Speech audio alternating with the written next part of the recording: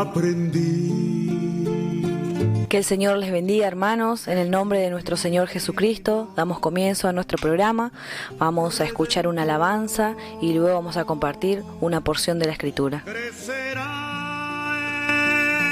en mi interior si descanso solo en Él, porque solamente en Cristo comunión tendré con Dios.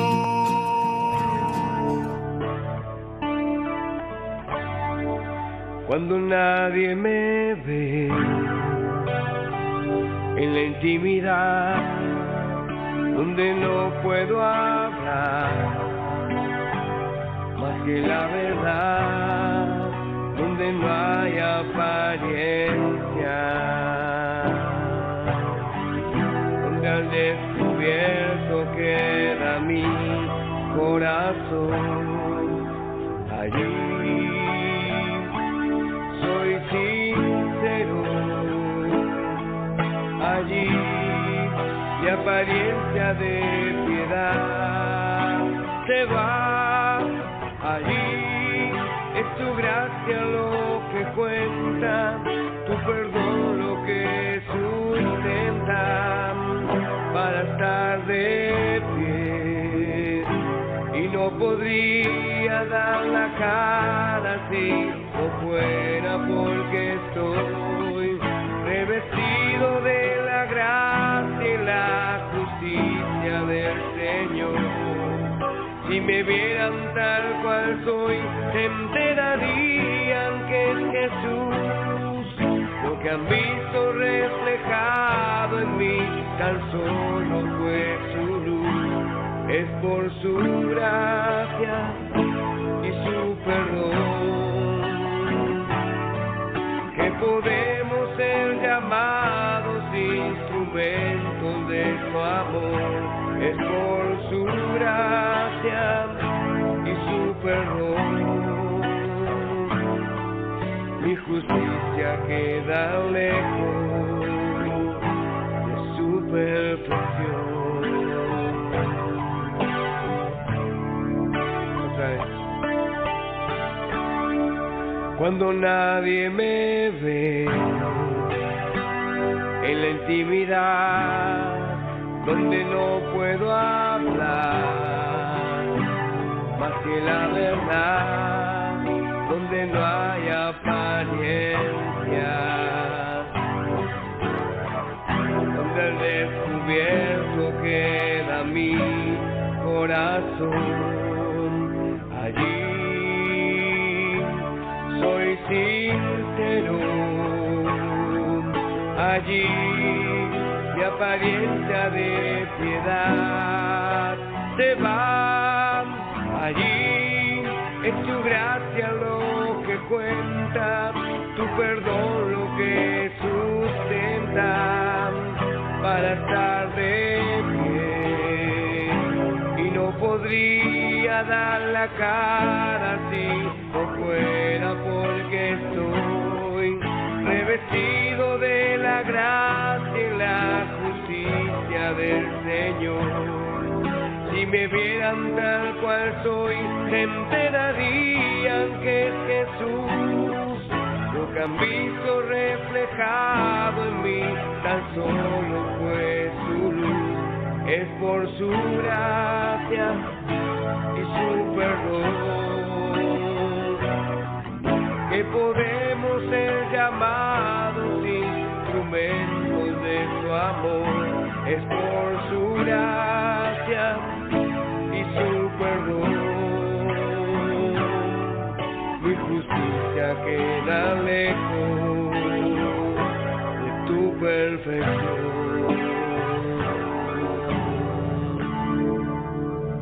Amén. Qué lindo es escuchar a los hermanos agradecer.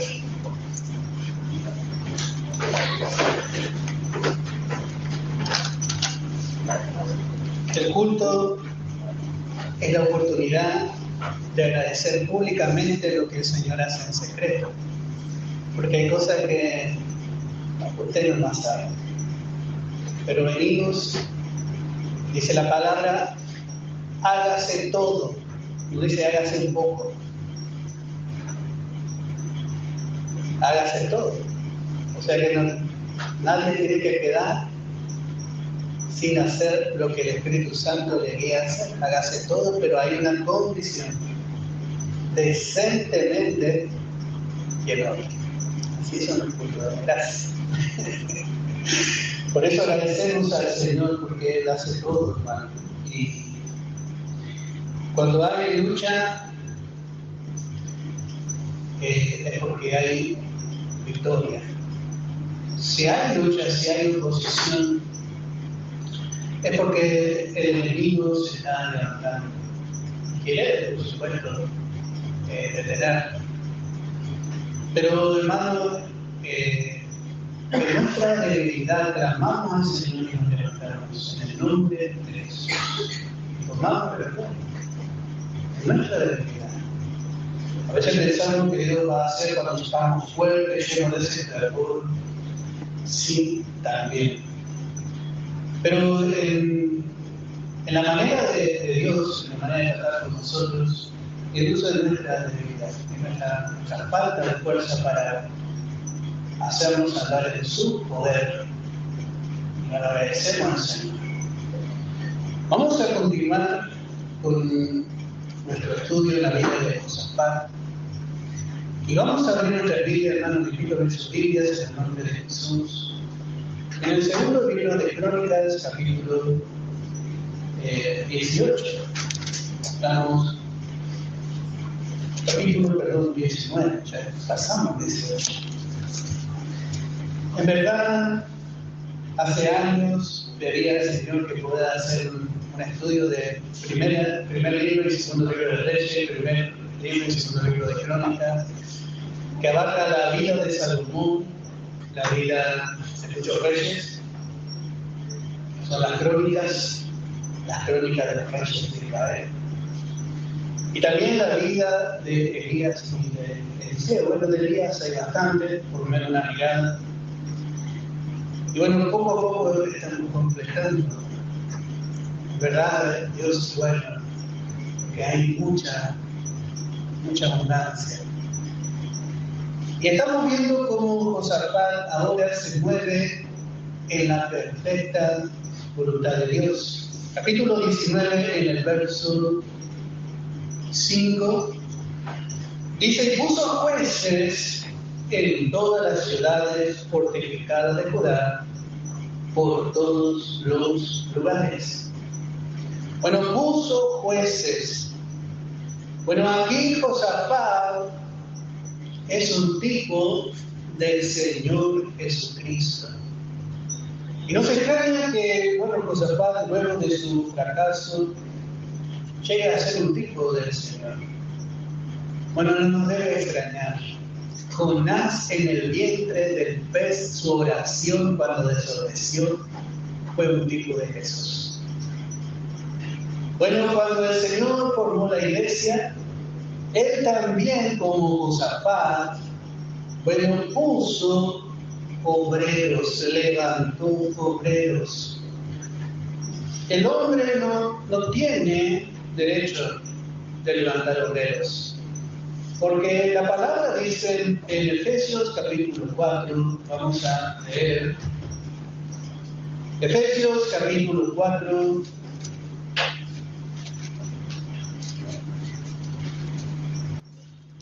podemos leer en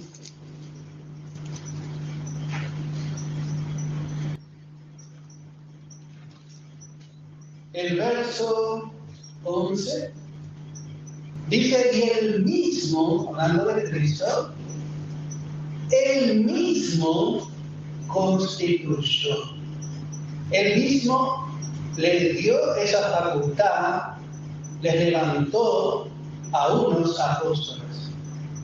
Y esta palabra dice constituyó. Eso no quiere decir que él solo lo hizo en la antigüedad. Él sigue levantando obreros. Yo puedo levantarlo a usted como obrero si usted quiere. Bueno, yo no lo haría. Muchos quieren ser obreros. Pero usted va a ser mi obrero. Yo le aconsejo que no. Pero el Señor sigue levantando y en lugar de otro obrero, no es levantar y arrodillarse del ministerio de un hermano. Muchos hablan de mis obreros, sino es solo reconocer que el Señor sigue utilizando a ciertos hermanos con ciertos dones que el Señor puso en el cuerpo a través del poder y de la obra del Espíritu Santo. El Señor sigue levantando. Cuando yo era jovencito, me acuerdo que un hermano, creo que yo venía a Buenos Aires, yo ya estaba pastoreando en la provincia de Formosa, y bueno, me parecía que faltaba algo. Y fue y yo no sabía nada, me hizo pasar adelante, pasaron los hermanos, hablaron por mí. Y después también ella me dio un carnecito. Bueno, todo eso, hermano, está bien. Nosotros debemos orar por los obreros. La palabra dijo que los hermanos estaban ayunando. Y dijo el Espíritu Santo: apartadme a la hermanería y a Saulo. Pero dijo el Espíritu Santo: el Señor se levanta, que el hombre solo reconoce. Pero yo no me sentí con más facultad o con más derecho de trabajar en la obra, porque quizás un hermano reconoció mi ministerio o confirmó, porque el ministerio es algo individual. Usted tiene conocimiento y usted va a avanzar en su ministerio conforme usted se sujete al Señor y no a otro. El hombre, si está de acuerdo, bien. Y nosotros, dentro de nosotros, sabemos. Pablo le dice a Timoteo, podría haberle aprobado, él hablaba muy bien en su carta de Timoteo, pero le escribe a Timoteo. Dice: preséntate a quién. ¿A quién debía presentarse? A Dios. Debía presentarse a Dios. ¿Cómo? Aprobado. Y esto es lo importante. Ahí es donde nosotros vamos a rendir cuentas mediante el trabajo. Aquel que es dueño de la obra. Entonces, no hay excusa para que el Señor no nos utilice. Nunca va a haber excusa para que el Señor no nos utilice, porque el Señor nos va a dar trabajo al que quiere trabajar.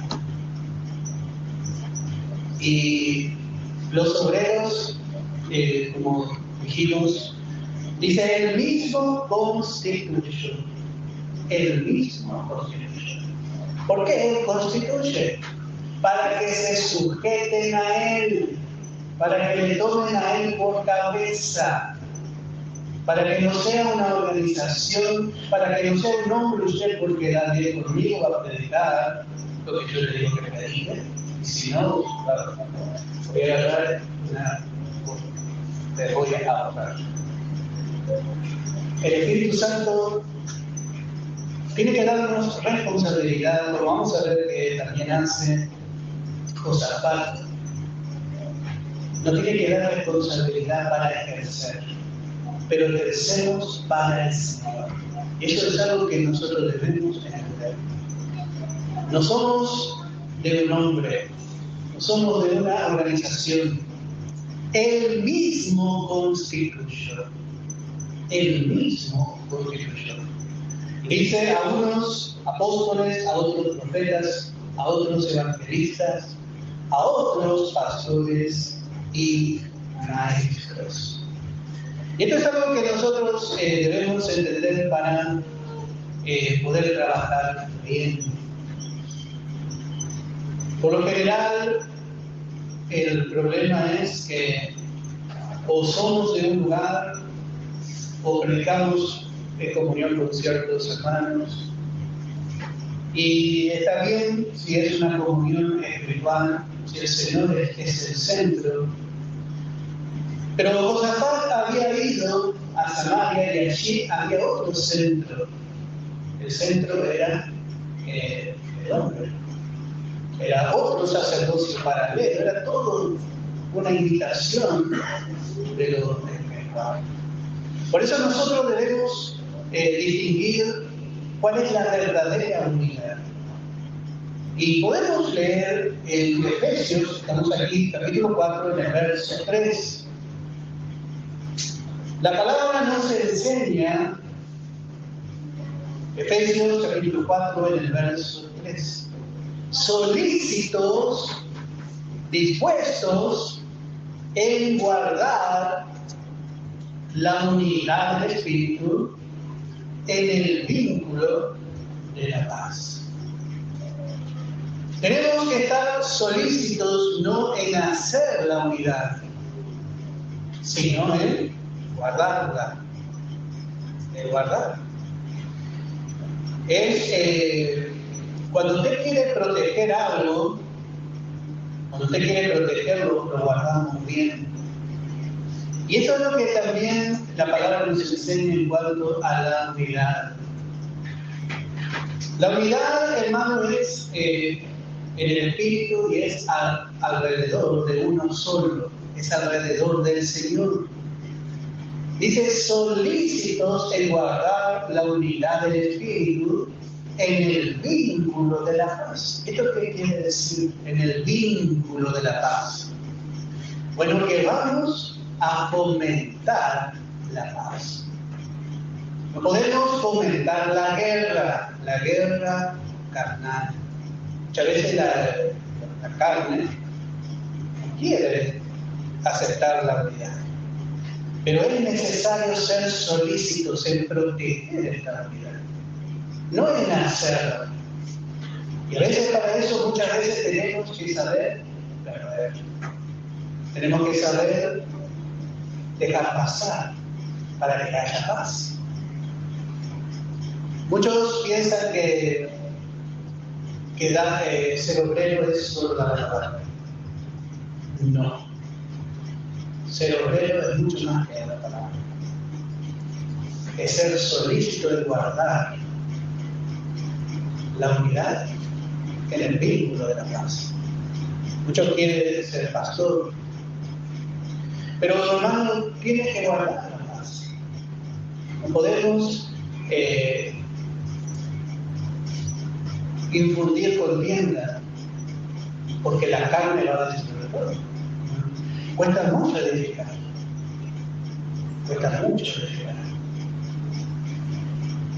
Y la palabra dice que la mujer sabia edifica. La mujer habla de la iglesia. La iglesia, cuando es bien adoctrinada, cuando va creciendo, todos edifican. Pero dice más la necia, con su mano empuja lo que se necesita. Esta es nuestra tarea, es edificar sobre el fundamento que es la verdad, sobre el fundamento que es espiritual, no sobre mi gusto, sobre lo que a mí me gusta, sobre lo que a mí me parece. Porque cuando nosotros empezamos a buscar nuestra manera, nuestra forma, molestamos a los demás. Empezamos a hacer de tropiezo a otros. Entonces necesitamos poder ser solícitos, proteger la unidad, proteger. Para pelear se necesitan dos. Para pelear se necesitan dos. El otro día cantábamos con el hermano Gustavo. Sí, tu hermano no te ama, nada impide que yo pueda amar. A veces el enemigo nos pone muchas cosas en la mente que no son verdad, porque el enemigo, hermano, es el tentador, trabaja en nuestra mente. Él está tratando de destruir nuestra vida, nuestra familia, nuestra congregación, la obra de Dios. Pero necesitamos ser solícitos, estar dispuestos. ¿Qué significa estar dispuesto? Bueno, voy a hacer lo que tenga que hacer, lo que sea necesario para guardar la paz. Y encontramos 7 unidades que quiero compartir un poquito por lo menos, desde el verso 4 hasta el verso 6. Y dice primeramente un cuerpo. Los hombres hacen sus propios cuerpos. Y dice, bueno, yo soy la cabeza de este lugar. Cuando un pastor dice yo soy la cabeza, quiere decir que ha formado su propio cuerpo. ¿Saben, no? Cuando un hombre dice yo soy la cabeza, ya hay 2 cuerpos, no hay uno, porque la cabeza de Cristo, hasta donde yo sé. Y esto es algo que nosotros debemos entender, un cuerpo. Acá hay una parte del cuerpo de Cristo. En otros lugares, en Buenos Aires, en toda la Argentina, en todo el mundo, hay el resto del cuerpo y cada uno cumple una función. Un cuerpo, la iglesia, un solo edificio. Luego dice también la segunda unidad, un espíritu. Note que la palabra no dice espíritu, siempre dice uno, enfatiza la palabra uno, un solo cuerpo, entonces un solo espíritu que mora en la iglesia. Nosotros somos templo del Espíritu Santo. Un solo espíritu. Un solo espíritu. Y este es el que junta y es el que dirige en cada función a cada uno de los miembros del cuerpo. Es nuestra fuerza, el poder del Espíritu Santo. Él es el que reúne a los miembros y el que también los mantiene unidos cuando nosotros nos rendimos a Él. Y otra vez decimos un solo espíritu. Dice 2 espíritus. El hombre hace denominaciones y crea cuerpos, pero el cuerpo es uno. Si un hermano sufre, por más que no se concrete en este lugar, a veces nos enteramos de misioneros en otros lugares del mundo y sufrimos, hermano, a veces en África, no son de este mensaje, no son de nuestra enseñanza, decimos, a mí no me interesa. ¿Qué más que hacemos? Somos su cuerpo.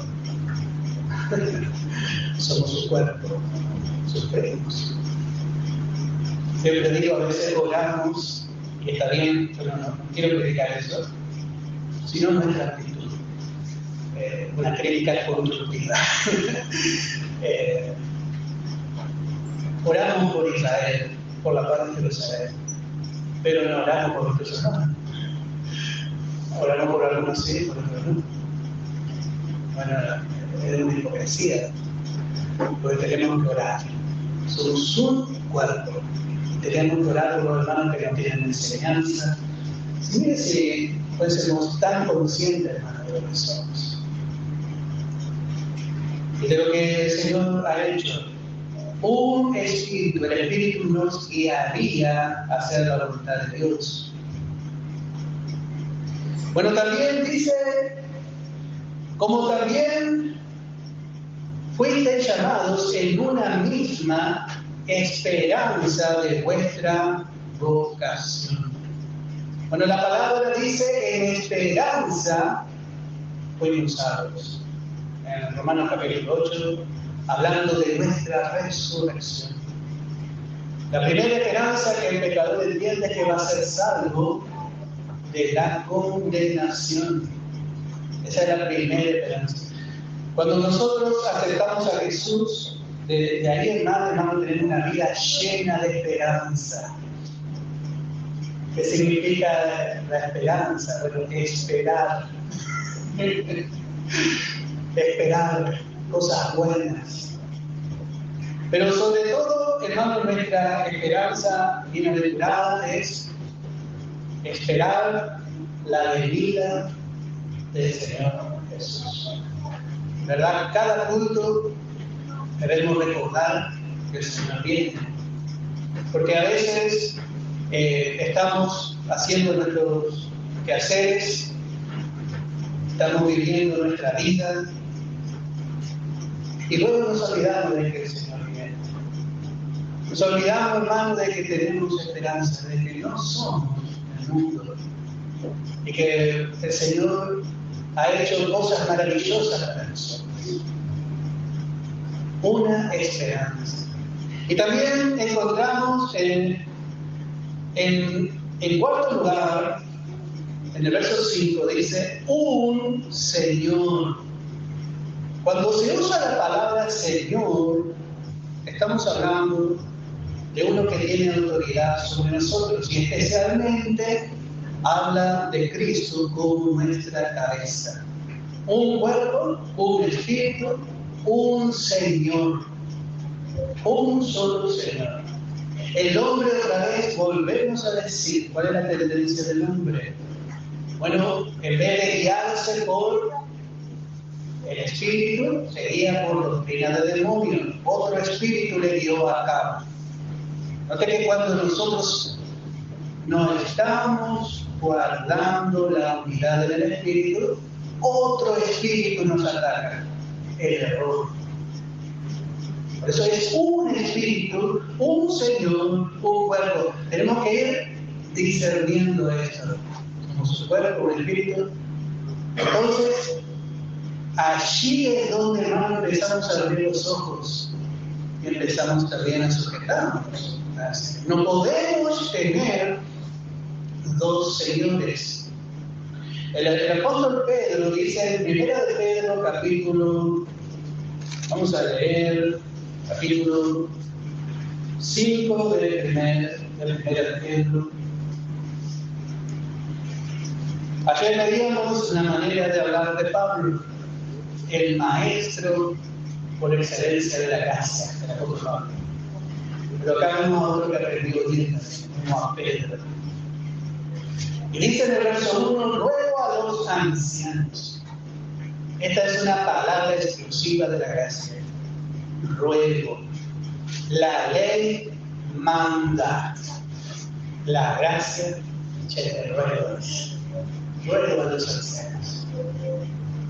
Y dice, entre vosotros. Y él se agrega, dice, y yo uno más, yo anciano también, pero en otro escalón, en otro escalafón. Así dice Pedro. Yo uno más con ellos también. Se achicó Pedro. Pedro que le miraba a Juan cuando le llamó, Jesús dijo, pastorea mi oveja, Pedro dijo, no ese pastor. Y se dio vuelta y le vio que sería Juan también. ¿Y qué dice? Yo soy pastor, perdón. Y hace una vuelta llegamos a un lugar y me dijeron, bueno, yo a vos te conozco, pero a él, el que venía conmigo, venía de otro lado, la cara. ¿Y qué es? Pero no de que ahora Pedro ya ha experimentado, lleno de la gracia, con experiencia y crecimiento en Pedro. Yo también soy anciano con ellos. En la misma línea. No se levantó. Y testigo encima de los padecimientos de Cristo, que son también participantes de la gloria que se ha revelado. Muy delicadamente está mostrando su autoridad, porque él, a diferencia de los demás ancianos, había sido testigo de los padecimientos de Cristo. Pero note con qué delicadeza él presenta esa autoridad de Dios, pero en un escalafón igual al resto. Eso es lo que es el pastor. Y dice el verso 2, apacentar la grey de Dios. La palabra apacentar encierra muchas cosas. No solamente dar el pasto, aunque eso es lo principal, pero la oveja requiere cuidado. La oveja, yo creo que el trabajo de un pastor en lo natural, hermano, es tremendo, porque se ensucia, se enferma, se llena de arrojo, se pierde. Dice apacentar la grey de Dios, y vuelve a decir Pedro, que está debajo de vosotros. ¿Así? Que está entre. Eso es lo que es la figura de un pastor. Una oveja que está entre otra oveja. Es una oveja más gorda, más fuerte, más sufrida, más experimentada. Pero no es un jefe. Y esto es lo que nosotros hemos traído de la enseñanza, de la mala enseñanza que hemos recibido quizás muchas veces.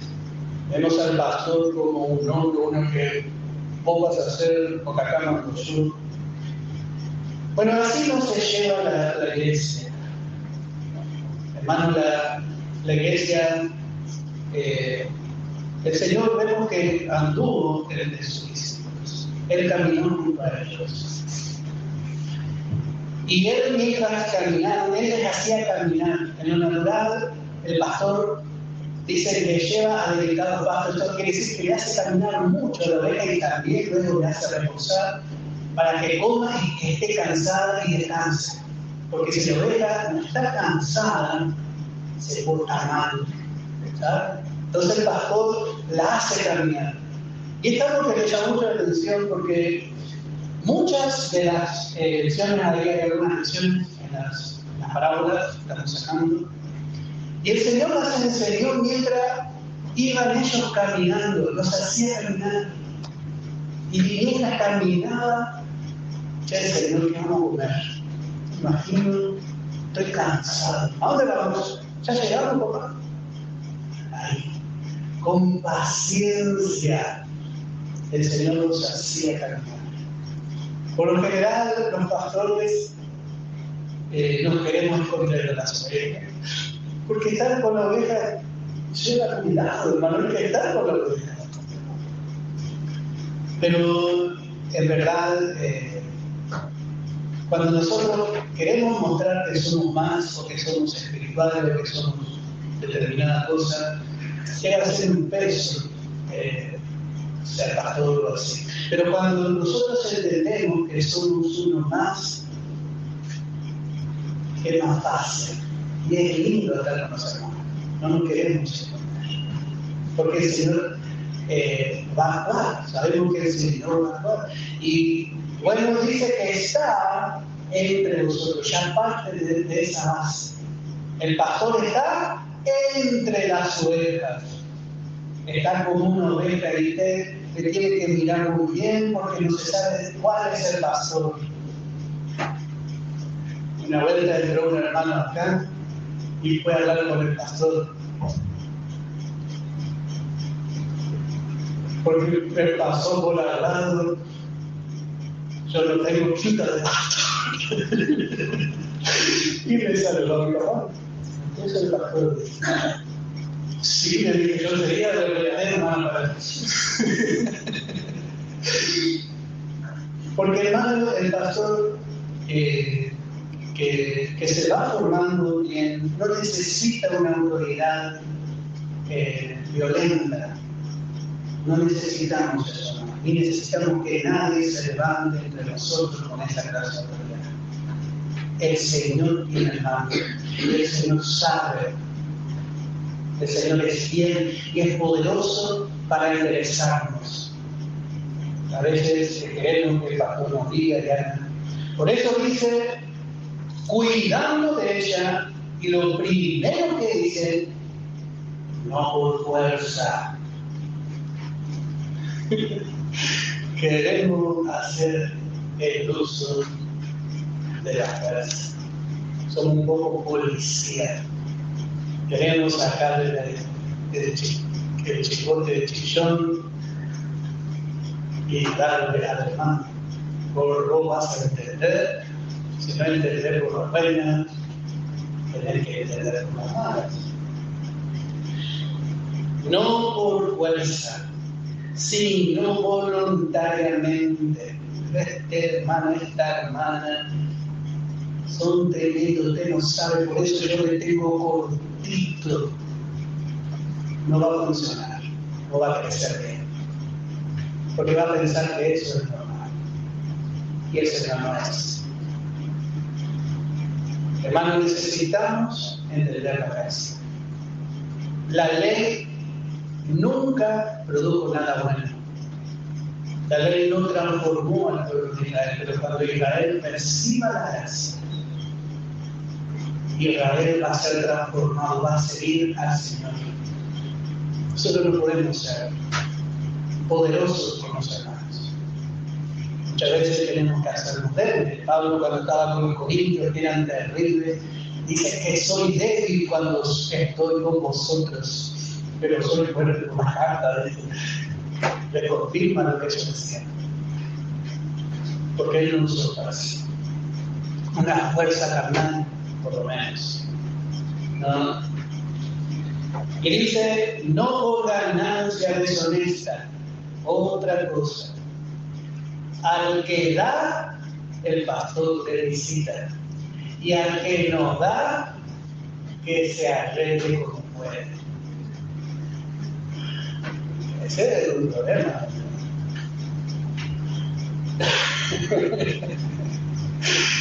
No por ganancia deshonesta, no es honesto. ¿Quién es el que le paga al pastor? ¿Quién es? Bueno, el que lo instituyó. ¿Quién le levantó? El Señor. El pastor debe hacer desinteresadamente, sin esperar nada. Sabemos que te vamos, por supuesto yo espero, hermano, pero espero del Señor. Y el Señor es demasiado bueno. Yo le puedo decir, no quiero hablar, pero si no también, bueno, necesitaba zapatillas. Y bueno, el Señor me mandó zapatillas para el viaje. Vinieron los hermanos de Estados Unidos y bueno, trajeron 2 pares de zapatillas. No necesito nada. El Señor me da todo, para mí, para mi familia. Y queremos depender del Señor, porque si no, lo que hace el pastor empieza a poner la carga sobre la ley. Por eso dice el verso 3, no como teniendo señorío. Cuando el Señor no es la cabeza, el pastor se transforma en un señor. Él elige, él guía, él mira, él dice cómo vamos a hacer las cosas. Y bueno, él gobierna el Espíritu Santo. Un señor. Por eso este consejo es importante. No como teniendo señorío.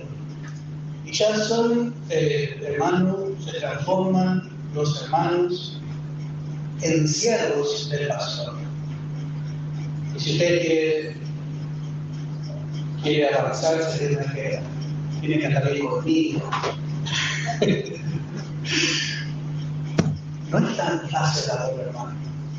La carne se acomoda y quiere que se le obedezca. Pero hay una unidad en el Espíritu que solamente la puede hacer la buena enseñanza. Cuando todos nos sujetamos al Señor. Pero al Señor no le debemos decir. El Señor, ¿cómo hago para sujetarme al Señor? Bueno, tenemos el sentir de agradar al Señor. Bueno, hermanos, y los hermanos que están al frente de la obra nos están guiando que nos vamos a sujetar al pastor. Al pastor hay que sujetarse, pero no de una forma legal. Esto es lo que nosotros tenemos que entender. Los pastores hoy quieren entrar en la vida de los santos. Cuando el pastor más se aleja, lo que yo tengo que mirar es la vida de Cristo. No se vaya. Yo no estoy, hermano, para arreglar su carne, porque mi carne es mi problema y no tiene arreglo. Pero yo no estoy para señalarla. No es mi trabajo. No es mi trabajo. Todos tenemos errores. Yo no estoy para revisar su Facebook. Ahí había un hermano que miraba el Facebook de los hermanos. Vos le pusiste me gusta a tal cosa. Bueno, hermano, no queremos ser inquisidores. Queremos que el Espíritu Santo obre con libertad. No como teniendo señorío. Esto es un Señor sobre lo que están a vuestros cuidados, sino siendo ejemplos de la fe. Esta es la parte más difícil. Ser ejemplo, pero un buen ejemplo en la gracia. También vamos a volver en Efesios, vamos a seguir leyendo un poquito más. Estos puntos son 7 unidades. Las 7 unidades se llaman del Espíritu. Sobre la base en la cual se apoya la unidad de la iglesia. Bueno, verso 5 del capítulo 4 de Efesios dice: un Señor, una fe.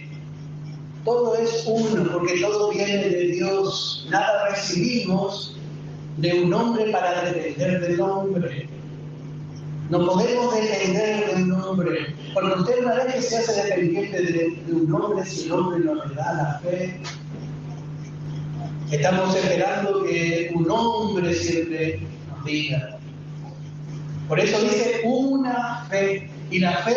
¿Cuál es la fuente de la fe? La fe es por el oír de la palabra. Y la palabra está al alcance de todos nosotros. Porque que esta nos hace mirar solo al Señor. Una fe. Es una fe. La fe de Dios. O la fe del Hijo de Dios, como dice la palabra. Y también esta palabra fe en la Escritura señala muchas veces a la doctrina, a la verdad.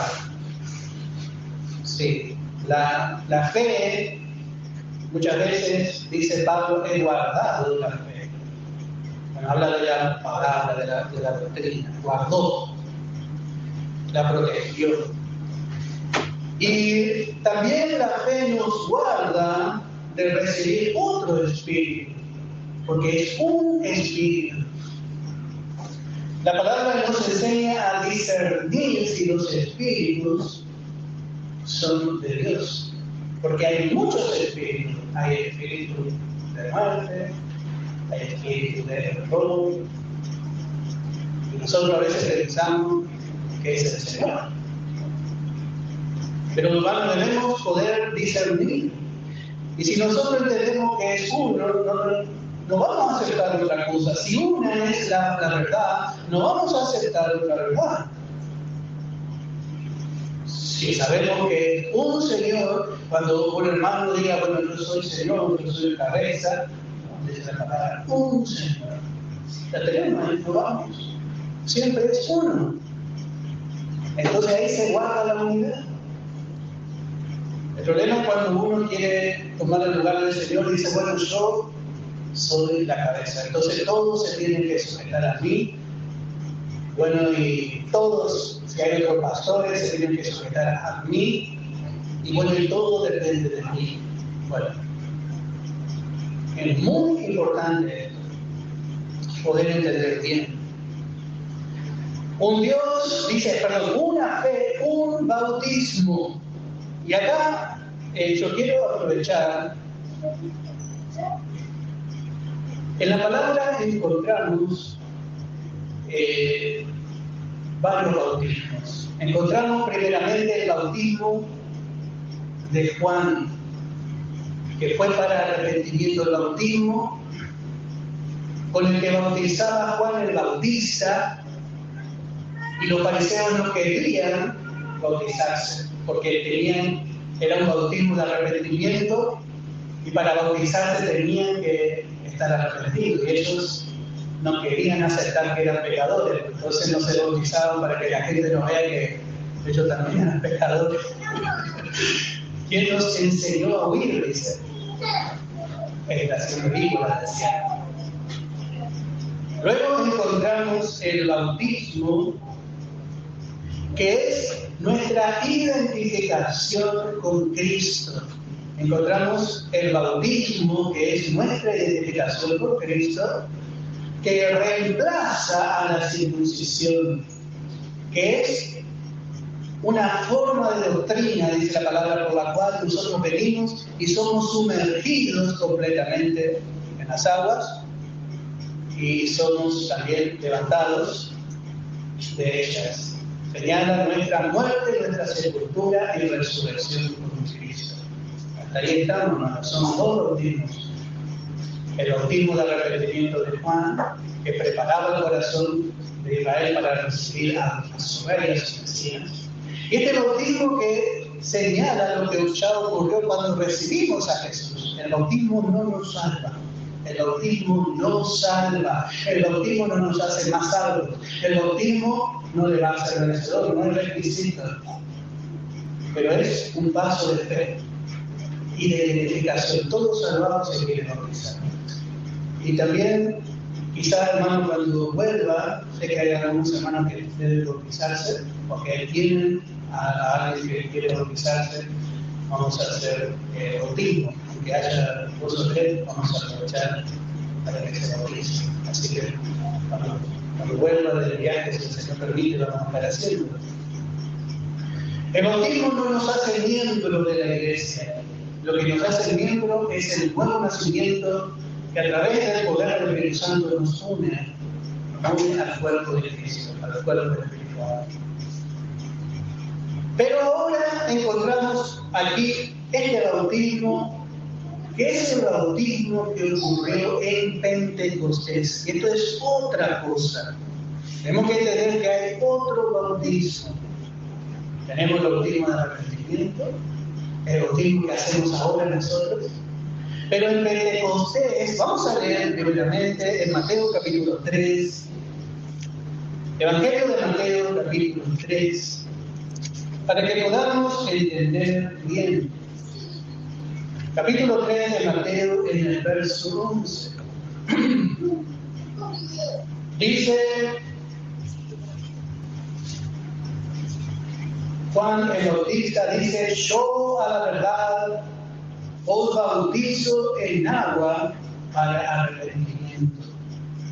Pero el que viene tras mí, cuyo calzado yo no soy digno de llevar, es más poderoso que yo, y él os bautizará en Espíritu Santo y fuego.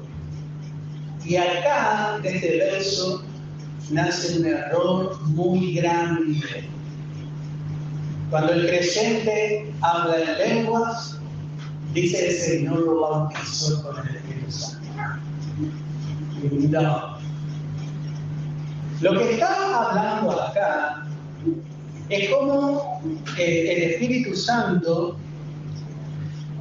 descendió sobre el cuerpo, que eran los 120 reunidos en el aposento alto, y los sumergió. Quiere decir que el Espíritu Santo cubrió completamente a esos 120 y los unió y los formó como un cuerpo. Este es el bautismo de Pentecostés. Esto es el bautismo en el Espíritu Santo. Cuando hablamos del bautismo en el Espíritu Santo, hablamos de algo que ya sucedió. Todos nosotros ya somos bautizados en el Espíritu Santo, pero eso no quiere decir que hayamos sido llenados o ungidos con el Espíritu Santo. Pero todos fuimos bautizados, porque todos pertenecemos al cuerpo de Cristo. Esto es algo que tenemos. Hay un folleto por ahí que habla de esto. Es muy importante. Vamos a leer en Hechos capítulo 1, en el verso 5. Hechos capítulo 1, en el verso 5. Tenemos que hablar correctamente. Y si usted escucha hablar mal a un hermano, espere el momento adecuado para hablar. No le avergüence delante de otro. A veces muchos queremos demostrar todo lo que sabemos y el hermano todavía no está preparado para aceptar. Porque imagínate que para entender esta verdad necesitamos leer muchos versículos como ahora vamos a leer. Hechos capítulo 1, vamos a leer en el verso 5. Y dice, porque Juan ciertamente bautizó con agua, mas vosotros, los 120 que iban a ser reunidos, seréis bautizados con el Espíritu Santo dentro de no muchos días. No existía la iglesia. Hasta ese momento no existía la iglesia. Pero dice en el capítulo 2, verso 1, pero cuando llegó el día de Pentecostés, estaban todos unánimes juntos. Y de repente vino del cielo un estruendo como un viento recio que soplaba, el cual llenó. Lo primero que hizo es llenar. No dejó ningún punto sin llenar, vacío. Toda la casa donde estaban sentados. A veces para recibir el Espíritu Santo le arrodillamos, le acostamos, le queremos poner cabeza abajo. Estaban sentados. No hay un método. Estaban sentados. Note que la palabra quita toda ayuda o método humano. Y se le aparecieron lenguas. Este no es la lengua, la lengua, sino lenguas repartidas como de fuego. Cuando el fuego está ardiendo fuerte, usted ve, larga como una parte del fuego que se desprende, de tan fuerte que es, se desprende una lengua. Bueno, había sobre ellos una llama. Estaban ardiendo. Y fueron todos, esta es esa parte, fueron todos llenos. Pero anteriormente fueron bautizados. Cuando se llenó la casa. Cuando la casa se llenó, unió el Espíritu a los 120, los sumergió y formó el cuerpo de Cristo. Y ahora, aparte, fueron todos llenos del Espíritu Santo y comenzaron. Este es un comienzo. Comenzaron y continuaron hasta el día a hablar en otras lenguas, según el Espíritu le daba que hablase. Un bautismo. No podemos pertenecer a otro grupo, a otro cuerpo. Cuando yo me congregué un tiempo en la Asamblea de Dios, y para entrar en el grupo, lo primero que me dieron fue el libro de la norma de la Asamblea. Me dieron un cuaderno y usted leía, decía, las normas de la Asamblea de Dios. Esto tenía que estudiar bien de los pastores. Y había un montón de normas que cada 6 meses le tenían que aumentar el ticket porque si no, no era miembro. el pastor miraba la andada y decía, oh, a vos te vamos a dejar en campaña un tiempo, vamos a ver si el semestre que viene te renovamos el requisito. Entonces usted andaba con, le podía mostrar el coso ese, ¿no? El certificado, pero si no estaba el ticket no servía, no podía tomar la cena. Bueno, yo quiero que usted sepa una cosa. Usted ya es miembro del cuerpo de Cristo. Nadie le puede sacar, ¿verdad? Usted pertenece acá. Pertenece al lugar donde el Señor le puso. No estamos hablando de un lugar. Pertenece a este lugar. Usted pertenece a este lugar. Nunca va a dejar. Porque fuimos bautizados. Y en el momento que recibimos a Jesús, hermano, el Señor nos introdujo en Cristo. Vamos a leer ahora en 1 Corintios capítulo 12, 1 Corintios capítulo 12, en el verso 13. 1 Corintios capítulo 12, en el verso 13. Note lo que dice aquí. Vemos otra diferencia, porque acá Pablo va un poquito más adelante. Los 120 que estaban en el aposento alto, que fueron bautizados, eran todos judíos. Luego más adelante se fueron añadiendo griegos, gentiles. Pero el apóstol Pablo muestra cómo se creó la iglesia. Y dice, porque por un solo espíritu fuimos todos bautizados en el cuerpo. Entonces, fuimos todos hechos participantes del cuerpo por medio del bautismo del Espíritu Santo. Bueno, y voy a aclarar más. Muchos dicen que si el creyente no se bautiza no es miembro. Y otros dicen que si el creyente no es llenado con el Espíritu Santo en este verso, no es miembro. O sea que da lugar a una mala interpretación si nosotros no leemos bien toda la Escritura. Esto demanda porque falta estudio. Por eso estudiamos la palabra. ¿Cómo somos miembros del cuerpo de Cristo? Por aceptar a Cristo en nuestra corazón. Y ahí el Espíritu Santo nos unió, somos parte del cuerpo. No queremos ser parte de una organización, no queremos ser parte de algo terrenal, de algo exterior. Nuestra unión es espiritual, porque por un solo espíritu fuimos todos bautizados en un cuerpo, sean judíos o griegos, o sean esclavos o libres. No hay requisitos, solamente tiene que aceptar a Jesús.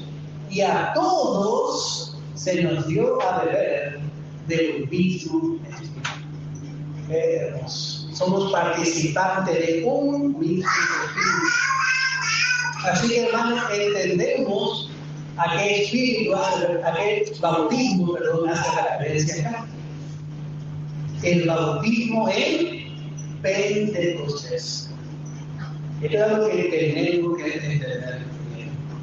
Bueno, luego encontramos también el séptimo lugar. Vamos a volver en Efesios, ya para ir terminando. Efesios capítulo 4. Dice la palabra en el verso 6.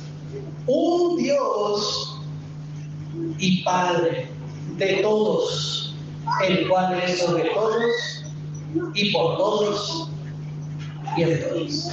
Un Dios. Hay uno solo que verdaderamente es el autor de la salvación y redención, uno que diseñó el plan en el cual nosotros hemos ingresado por la fe. Hay un solo Dios. Y Él es nuestro Padre. Él está sobre todos, está por todos, Él es por nosotros, por todos los que están en Cristo, y está en todos a través de Cristo. A través de la vida de Cristo. Él es por Cristo, y si Él es por Cristo, Él es por nosotros. Así que aquí encontramos los 7 unos. Y note que si pondríamos así en una escala descendente, pondríamos primero, dice, un cuerpo, luego un espíritu, y tercero una esperanza. ¿Y quién queda en el medio? El cuarto, que es un Señor. Note que en esta unidad Cristo ocupa el centro. Luego vienen los otros 3. Viene la fe, el bautismo, un Dios y Padre. Y esto es lo que nosotros debemos entender. Cristo es el centro, no por casualidad. El apóstol Pablo habló inspirado por el Espíritu Santo y puso a Cristo en el medio. Él es el centro. Si nosotros entendemos esto, nos congregamos en el nombre de Jesús, nos congregamos alrededor del Señor, nos congregamos en su nombre para alabarlo. Bueno, si nosotros entendemos esto, vamos a movernos desde Dan hasta el deseo. Vamos a movernos en el fundamento justo. Es muy necesario esto, no es una teoría. Yo le invito a seguir meditando en esto. Porque entonces vamos a aprender a administrar bien. Porque el Señor es así. Hay un Espíritu, un cuerpo, un Señor, un Padre, una fe. Todo es uno, no podemos reemplazar o hacer otro grupo o hacer otra doctrina o levantarnos nosotros como Señor. Tenemos que enseñar y poner al Señor en su lugar. Esta es la forma de ministrar correctamente. Bueno, que el Señor bendiga la porción de su palabra.